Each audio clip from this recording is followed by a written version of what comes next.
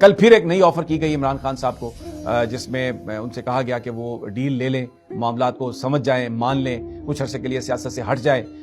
لیکن عمران خان نے اس سے انکار کر دیا۔ انہوں نے کہا کہ آپ میری نشستیں مجھے دیں گے پہلے، اس کے بعد اگلی جو ہے وہ بات ہم کریں گے، ادروائز ایسا نہیں ہوگا۔ شیر افضل مروت کی پٹیشن جو ہے وہ سپریم کورٹ میں دائر ہو چکی ہے، ابھی اس پہ ڈائری نمبر نہیں لگا، لیکن میں آپ کو ذرائع کے حوالے سے میں یہ خبر دے رہا ہوں کہ جو پاکستان کے طاقتور حلقے ہیں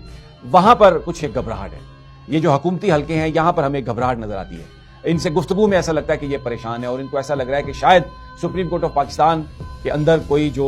ایک لاوا جو ہے وہ پکڑا ہے، کیونکہ ان الیکشنز میں الیکشن کمیشن اور اس کے بعد عدلیہ پر جتنا سوشل میڈیا لوگوں نے جس طرح عدم اعتماد کا اظہار کیا ہے، لوگ بیٹھے ہیں عدالتوں میں، وہ یہ سمجھ کہ اگر کچھ کنکریٹ نہیں کیا گیا تو اس سے جو عدلیہ ہے اس کا وقار بڑا مجروح ہو سکتا ہے۔ تو اس حوالے سے شنید یہ آ رہی ہے کہ شاید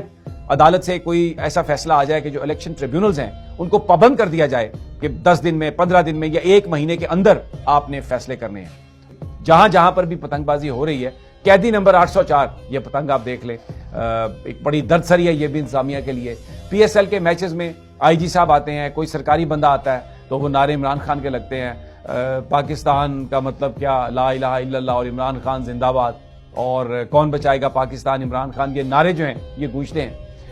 کل ہائی کورٹ کے ہم نے آپ کو بتایا تھا الیکشن میں لاہور ہائی کورٹ بار کے یہ مناظر، اس قدر اتنی بڑی تعداد میں وکیل اور اتنا جوش و خروش لاہور ہائی کورٹ میں، بڑی ایک اس کی لاہور ہائی کورٹ کی ایک بڑی بار کی ایک بڑی حیثیت ہے، اس کی بڑی ایک اہمیت ہے، اور خاص طور پر سپریم کورٹ بار میں یہاں سے جو حامد خان گروپ ہے، یعنی جو پرو پی ٹی آئی گروپ ہے، یہ ہار گیا تھا الیکشن بہت زیادہ۔ تب حکومت نے مراد دی تھی وکیلوں کو، بڑی ترقیاں دی، اپوائنٹمنٹس کی ان کی، بڑے بارز کو پیسے دیے، بھرپور انداز میں سرکاری وسائل کو استعمال کیا گیا مبینہ طور پر، اور اس کے نتیجے میں پھر اعظم تارڑ گروپ جو ہے وہ الیکشن